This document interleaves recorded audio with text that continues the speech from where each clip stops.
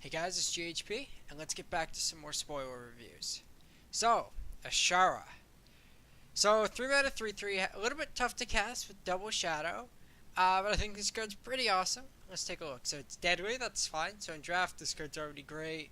Constructed 3/3 for 3 with deadly is fine, but it still gets torch and stuff. But when she attacks with. Yeah, words are hard. With exactly one other unit, she gets +4 attack at quick draw.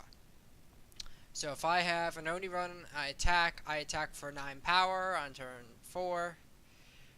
There is a downside. At the beginning of the turn, she kills the unit.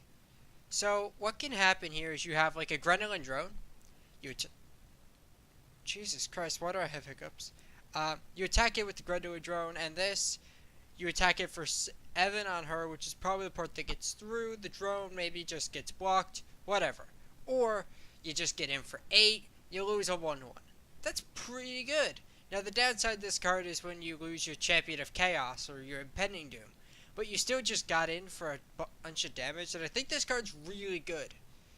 I know it dies to Torch, but so does Champions, Archport Instigator, and I know Instigators too. But I think this card is great for Rally, specifically.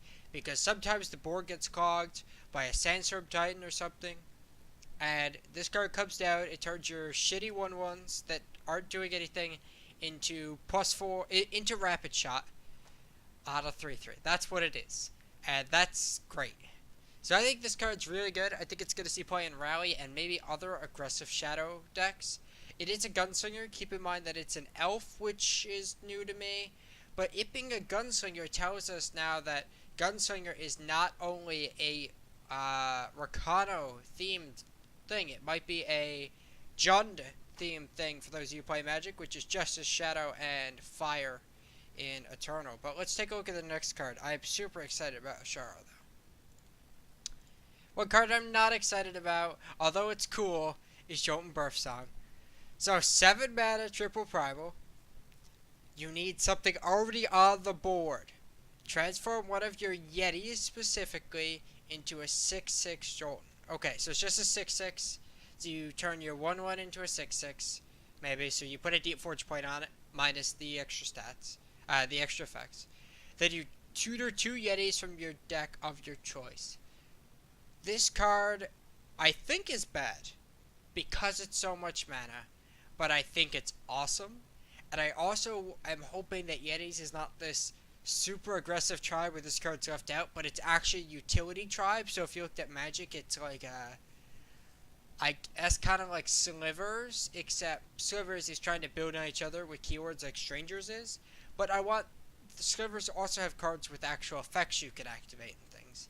And if they print Yetis like that, then this card could be cool because tutoring for your pieces of, maybe there's a combo. Tutoring for your pieces, regardless of the cost, is important. And I think this card could see some play in that type of show. Where the game is right now, I do not expect to see this card see any play. But from a flavor standpoint, from a design standpoint, and about everything else, I fucking love this card. I just don't think it's that good, sadly. Next one. So I have this card labeled as look at translation GHP. So let me look at the translation.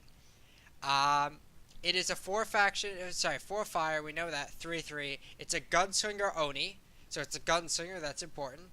And the ultimate is whenever you play a weapon on her, play an additional copy of the weapon on her. Keep in mind it's an ultimate, that means it only happens once. So this could be a 4 mana, put a Deforge Blade on it, smack you for 13. Meh, it's not bad. It is a 4 mana 3/3 on its worst day. On its best day, it could be like a 4 mana 9/9 with that Warcry 6 on one turn, because you put Hammer and Might on it. One thing that 2 weapons that come to my mind, especially if they want Gunslingers to be pretty aggressive and you need cheap weapons. Ornate Katana.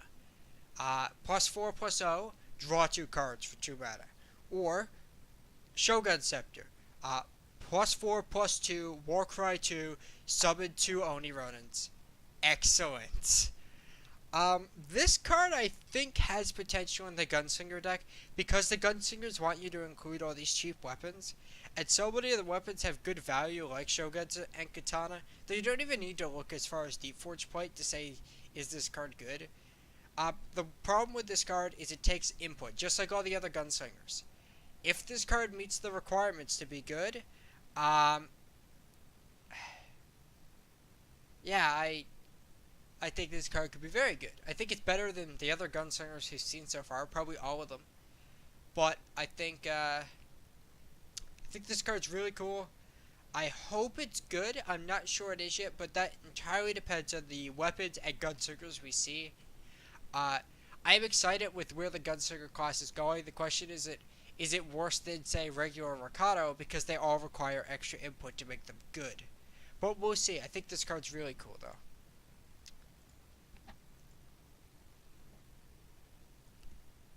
Okay.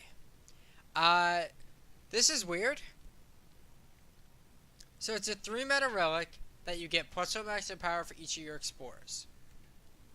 Keep in mind, it's explorers, because the next part is your sentinels have endurance and overwhelm. There aren't explorers that are sentinels that I can think of. So unless they're trying to do both, why is this on the card? Explorers right now are printed to help make dinosaurs better. Dinosaurs are not sentinels.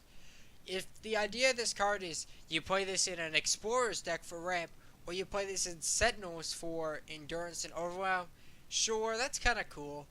But giving endurance overwhelm is not worth a card. It's not. 3-mana ramp spells, like, we have secret pages, and that card doesn't see very much play, except in a deck that's trying to go to 12 mana. I don't think this card is particularly good, and the reason for it is a 3-mana conditional ramp spell. Yes, you can play this, gain 18 power. That's actually possible. You can gain this and gain 12 power on its good days. But there's no room for an Explorer deck right now, and B, I don't want conditional ramp spells. I want all my ramp spells to be unconditional, because that's why they're in the deck. They need to ramp me, and if I'm having to put extra effort into making this card a ramp spell, I'm not a fan. So let's move on. Okay, that's way too big for some reason. Shush. Alright, so this is the conversation that happened at a Direwolf Digital office near you. Hey guys, we've already fucked over Reanimator a lot by printing cards like Steward of the Past, but I don't think we have enough ways to fuck it yet. Why don't we fuck it harder and make it so it has no way to recover? Yeah, this works for me too. Let's print it. Carbray already has Desert Marshal and Valkyrie Enforcer, some of the best minions in the game. And Silence is a field bad mechanic. Sure, let's make it so we could really fuck your Dawnwalkers and really fuck your Veras. Why did you print this card? Why? I get it, we have Desert Marshal. You've already let the Fun Police in the game. Why did you let the entire Fun Police headquarters open up one day and say, no? Like, this card, I don't care how good or bad it is, and I don't even want to try and evaluate it. It's just such a fuck you card, and we already have enough of those.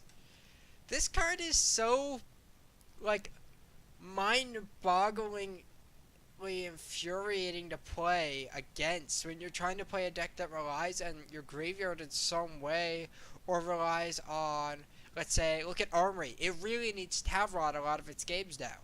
Like, yeah, you can Desert Marshal and you keep a dude. But when you just eliminate so many of someone's threats in a deck, like, there are so many cards that are played because of their effect. Like, Mystic Ascendant is a shit card when it's a 6-mana 4/4. Why? I don't like the fact that we have the whole just deal it once and then nope everything else. I don't like that. And another thing about this game is spells don't fizzle. So if I have a Dawnwalker and you play this and I torch it, you still get all my Dawnwalkers. If that was different, maybe this card's a little bit worse. Now let's talk about how playable it is.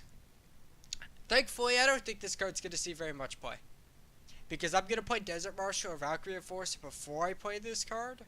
But I think in sideboards, this card's going to be a thing. Because when you play against Filled, for example, you want to get them good with this card.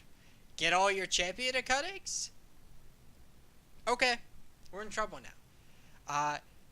Get all your Veras? You're probably dead. Like, it can be really good sometimes. The problem is you're still playing a spell that doesn't impact the board for 3 mana, that doesn't also deal with your target. So, like, I silence a Dawnwalker, sure. There's still a 4-1 in play, maybe multiple. But I think this card is going to see some sideboard play. At the times where this card is really good, it's going to have people just hitting the escape plus concede button a lot, because they're going to get really frustrated. And cards like that aren't fun. We already have a Zindos gift, guys. I really don't like this card. I think it's not bad or anything like that, but I just hate the fact that this card exists. So I'm going to move on before I just keep going. Silverwing Smith. So it's a Valkyrie, keep that in mind. But it's a 3 mana 1/4, it's a little bit hard to cast. 3 mana 1/4 flying is not that good. The next text also pretty irrelevant. Whenever you gain armor, gain an additional 1 armor. One thing to keep in mind is if I played this and then I played a Rune Hammer, I would not get an extra armor. I'm not gaining armor. That's just part of the equipping of the weapon, from what I understand. Because of that, anytime you gain additional armor, it's not very relevant right now in Eternal. So, this is actually a 3 mana 1/4 flying Valkyrie in my opinion, and that's not very good. We just have so many other good flyers if you're looking for that, and I'm sure the Valkyrie deck can just do better than cards like this. I think this card's really bad. I don't see it seeing any play unless Valkyries suddenly need playables, but then why are you playing Valkyries? We don't have many good Valkyries yet. So I don't think this card helps the Valkyrie deck, and I just don't think it's good enough by itself. Alright, last card of the day, and this card, we're going to rename it. It is no longer Vicious Highwayman. It's Bandit King, boys. 4 mana 4/2 with Warcry Charge. Okay, that's pretty good. When it enters, ping an enemy, and when an enemy unit dies, so not just the one it pinged, but anytime an enemy unit would die, you get Lifesteal Quick Draw. So, first of all, everyone's going to compare this card to Bandit Queen. I think I'd rather play Bandit Queen on curve, but the difference between this card and Bandit Queen is Bandit Queen is meant to be the aggressive. This is actually meant to be played against aggressive decks, in my opinion. Because this card will swing an aggressive matchup so fast, like, by itself. So many good things are on this card. I think this card's really good. The problem is what it's competing with. It's competing with Impending Doom and Bandit Queen especially. For the 4-drop slot in, like, an aggressive Stone Scar deck. And it's also, like, competing with Statutory Maiden and Steward of the Past as well if you look at a bigger version. I think this card's really good. I just don't know if there's actually a home for this card, as sad as it is. I love this card, man. I think this card is awesome. And I think it's really powerful. It's a little bit hard to cast, but that tends to be okay in Eternal. But I think I hope there's a home for this card is what I'm trying to say, because I think it's really good. It's just the other cards it's competing with is difficult. Maybe you build a Stone Scar list at some point that is a little bit more like mid-range than the Statutory Maiden Steward version. So, like, that's a really dumb phrase. That is a mid-range deck, Jerry. A little bit more aggressive than that, but still doesn't want to play like Oni-Run and Pyronite. So you start out like Argentport Instigator. And this might be better than, say, the Bandit Queen in that deck or a Statutory Maiden, because it's just a good value creature then that helps you win races, which Stone Scar lacks besides Lethrai Falchion. And you don't want to play Lethrai Falchion a lot of the time. I think this card's really good. I hope it sees some play. I intend to definitely build around it a fair bit.